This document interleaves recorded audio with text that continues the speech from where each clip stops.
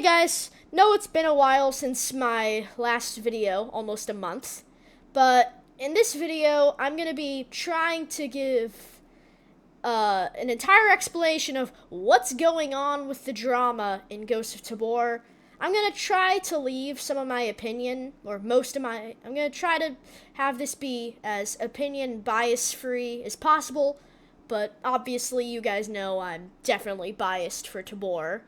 But I'm going to try to have this video be as bias-free as possible. I'm going to be covering all the drama, all the way up, starting at when Exfil Zone released, all the way up to Tanvarian and other content creators getting banned from, well, not banned, removed from the content creator program. And yeah, let's get started. So, the drama all started when Contractor Showdown Exfil Zone released in January, on January 19th, if you want the specific date.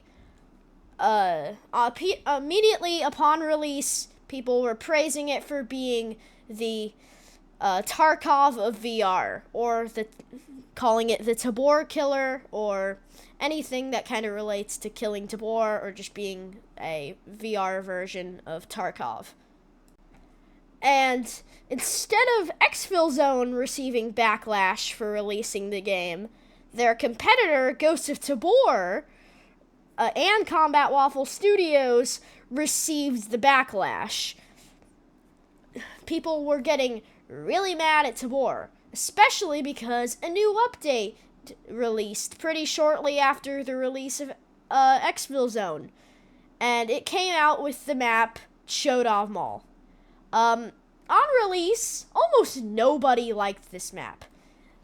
It had so many bugs, like extracts not spawning in, being poorly optimized, just not running well, the map layout being trash, and just a lot of other things were wrong with the map on release that people were complaining about.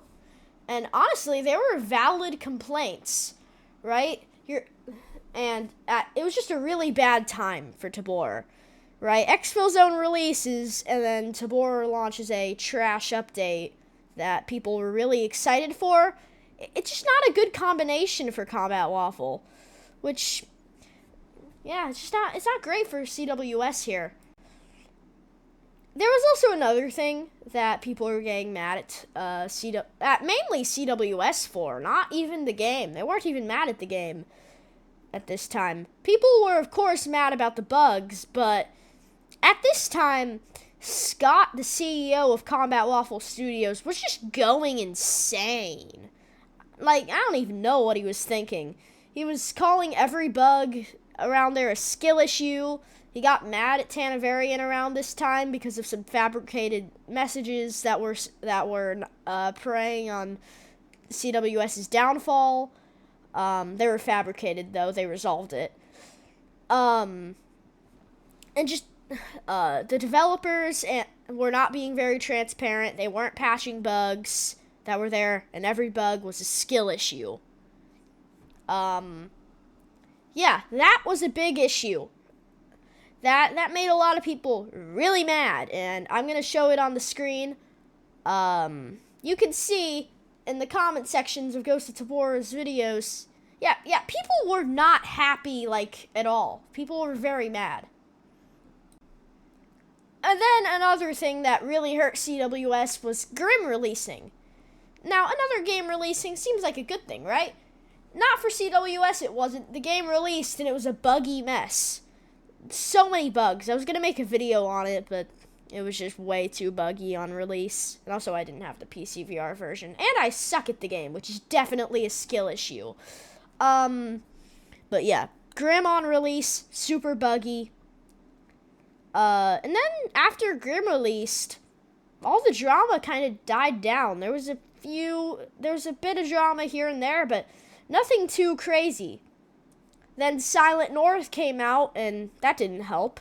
But it didn't really start up anything too crazy other than Silent North should be released later in its development because it was released way too early, which they're right, it was. It was released in pre-alpha, like, come on.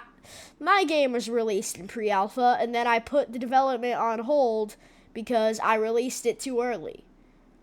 But yeah, don't release a game in pre-alpha. It's not a good idea, and it didn't end up going well for CWS. Then the drama started up again. Tanvarian, who is one of the bigger Ghost of Tabor content creators, now he mainly makes Exfil Zone content, but he used to be one of the bigger Tabor content creators. He has around 46,000 subscribers on YouTube and a decent amount of followers on Twitch. He was just removed from the Ghost of Tabor creator program and banned from the content creator Discord. I'll put the screenshot on screen. Apparently he was banned for violation of TOS or sharing information with another company, such as Caveman Studios. The reason for this is most likely because according to Jakey Pants, a fellow content creator, Scott, the CEO of Combat Waffle Studios, said that Caveman Studios, the developers of Exfil Zone, copied Tabor's roadmap, but they're really all just being Tarkov at this point. Come on. They're just copying Tarkov, alright? I don't think they're actually copying each other's roadmaps. They're just very similar. It also wasn't just Tanvarian that got removed. It was a couple other creators, but for the most part, it was Tanvarian. Tanvarian released a response video, just kind of saying the same things that I said, a few other things he added on, of course, because, well, he's the one who got banned. Yeah, that just happened a little while ago, so I don't have a lot of information on it because not a lot has happened with it, but figured now is the perfect time to make the video about the drama because it's all starting up again and it's not looking too well for CWS again. But I hope you enjoyed the video and I will see you in the next one. Bye-bye, guys.